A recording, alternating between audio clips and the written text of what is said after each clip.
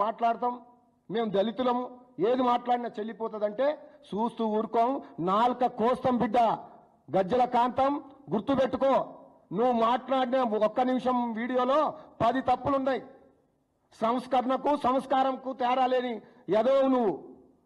మతిస్తాం అంటున్నావు నీ నాలుక సరిగ్గా చేసుకో ఫస్ట్ వాగుడు కాదు ఇష్టం వచ్చినట్టు వాగుడు కాదు ఒక పెద్ద నాయకుల గురించి మాట్లాడేటప్పుడు గొప్ప వ్యక్తుల గురించి మాట్లాడేటప్పుడు వాస్తవాలు ఆధారాలతో మాట్లాడు ఏం ఆధారం ఉన్నదని నువ్వు ఇష్టం వచ్చినట్టు మాట్లాడుతున్నావు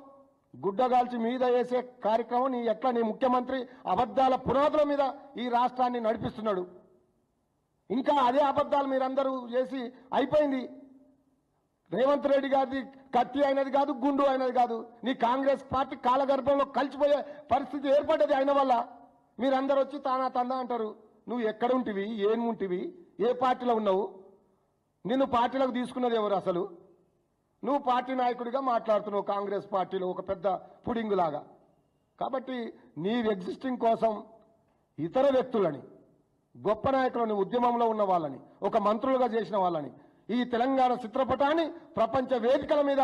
సాటి చెప్పిన గొప్ప నాయకులను పట్టుకొని ఇష్టం వచ్చినట్టు మాట్లాడితే చూస్తూ ఊరుకోమని ఈ సందర్భంగా ఉద్యమకారులుగా బీఆర్ఎస్ పార్టీ నాయకులుగా హెచ్చరిస్తాం ఖబర్దాను ఎవరైనా అది కాంగ్రెస్ వారైనా కానీ బీజేపీ వాళ్ళైనా కానీ ఇంకా ఏ పార్టీ వాళ్ళైనా కానీ కేసీఆర్ గారి కాలి గోటికి కూడా సరిపోయిన వాళ్ళు ఏదో ఎవరు మాట్లాడినా ఇదే రకంగా తీవ్రమైన విమర్శలు మేము కూడా చేస్తాం మాకు కూడా నోరు ఉంది మేము కూడా మనుషులమే ముఖ్యంగా ఉద్యమకారులం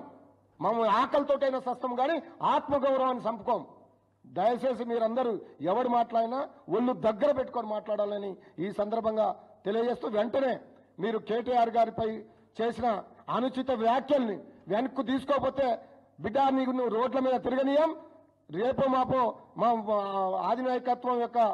పర్మిషన్ తీసుకొని అవసరమైతే నీ ఇంటిని కూడా ముట్టడిస్తామని ఈ సందర్భంగా తెలియజేస్తూ